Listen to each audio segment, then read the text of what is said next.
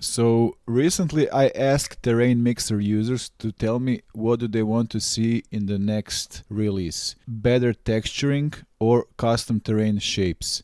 And by the time of recording this video, 67% of them voted for custom terrain shapes. So that's exactly what I plan to deliver. In the next release, we'll have custom terrain shapes and various terrain templates. Those templates are divided into three categories: base shapes, terrain shapes, and terrain mixes. Base shapes are what you're starting with. It's a predefined shape that you can use instead of the square or circular shape.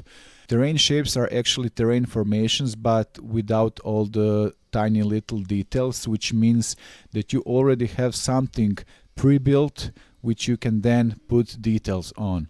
And the last category, terrain mixes, those are just ready to use terrain mixer setups which you can adjust to your liking.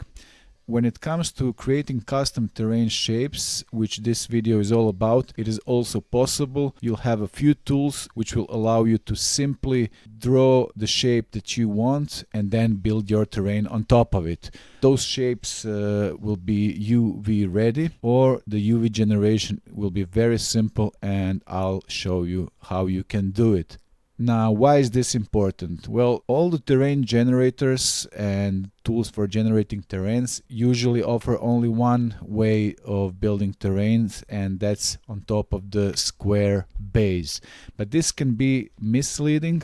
Although you can adjust your shape later, it's kind of hard to plan how the final terrain should look like. So this way you can plan ahead. You can already define your terrain shape and then build on top of that shape.